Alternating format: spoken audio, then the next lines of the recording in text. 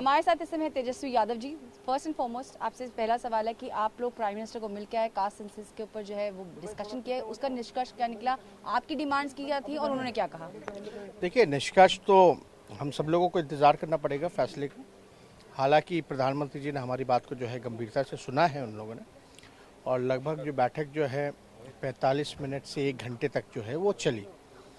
और उसमें बिहार विधानसभा से 2 बारी पहले से ही पारित हो रखा था जाति जनगणना को लेकर के। लास्ट जो है 1931 में हुआ था, और ये रीजनिंग दिया गया उसके बाद कि भाई जाति में जो है उन्माद हो जाएगा, जातिवाद जो है वो फैलेगा। लेकिन इसका जवाब है कि धर्म की भी गिनती होती है। हिंदू, मुस्लिम या आपके सिख हो गए, ईसाई हो गए, तब तो आपको पता चला कौन मेजॉरिटी है कौन माइनॉरिटी है। तभी तो माइनॉरिटी के लिए जो है वेलफेयर स्कीम्स भी आती हैं। SC ST का पहले से ही होता रहा है क्योंकि संविधान में है। और जब गिनती होती है, जब रियल पिक्चर आता है, तब आपको पता चलता है कि रिजर्वेशन की ज़रूरत किसको है, किसको क्या ज़रूरत है। उसी हिसाब से सरकार एक्ट करेगी और काम करेगी। तो समाज में जो अंतिम पैदान पे जो खराब व्यक्ति है, जो रिजर्वेशन का फ़ायदा नहीं उठा पाता है, जो योजनाओं का फ़ायदा नहीं उठा पाता है, तो आपको तो एक साइंटिफिक डेटा आपके पास होना ही चाहिए। क्यों नहीं होना चाहिए? अगर हम किसी से पूछें क्यों नहीं होना चाहिए, तो कोई कन्विंसिंग जवाब मिलेगा नहीं। लोग बोलेंगे ज़्यादा से ज़्यादा इसलिए नहीं होना चाहिए क्योंकि आप जातिवादी हो। तब तो आप धर्म की गिनती क्यों करा रहे हो? सेंसस को लेके तो कभी हिंदू मुसलमानों में झगड़ा नहीं हुआ। तो ये बातें, दूसरी बात ये आएगी कि खर्च ज़्यादा होगा।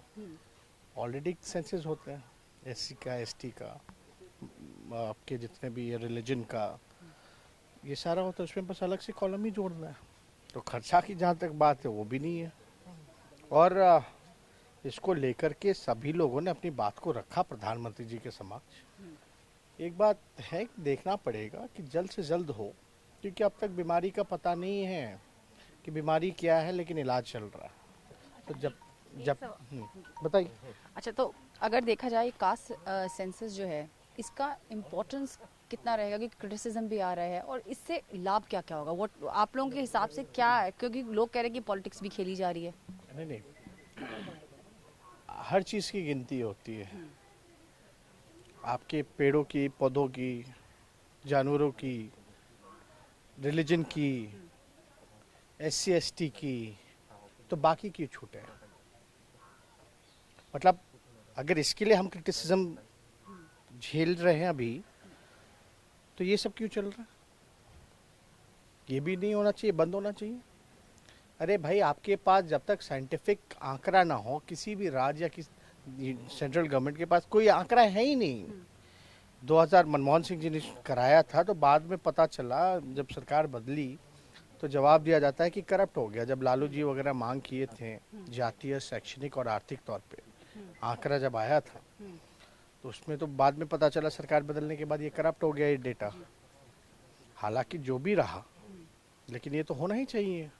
क्यों नहीं होना चाहिए? मतलब किस बात के लिए क्रिटिसिज्म? अगर जो ऑलरेडी देखिए, रिजर्वेशन तो अब तो अपर कास्ट को भी है 10%, SC को भी, ST को, BC का भी है, सब लोगों का है। लेकिन भाई, गरीबी का अगर देखा जाए तो आपके तो अपर कास्ट क्लास में भी है, EBC में भी है, OBC में भी है, माइनॉरिटी में भी है, सब जगह है।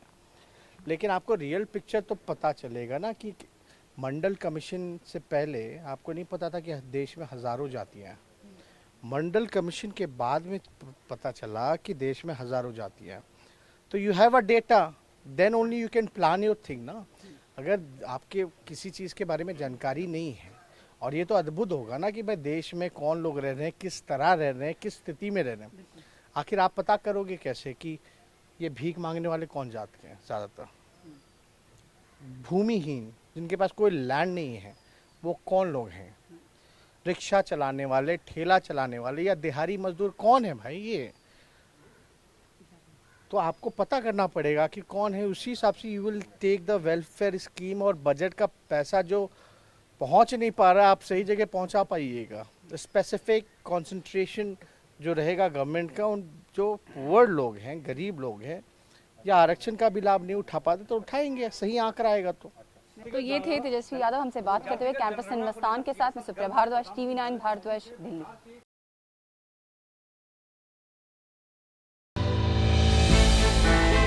हमने की गलती फिर एक बार, कोरोना ने किया दोबारा प्रहार। मास्क, 2 गज दूरी, करें अपनी सुरक्षा खुद।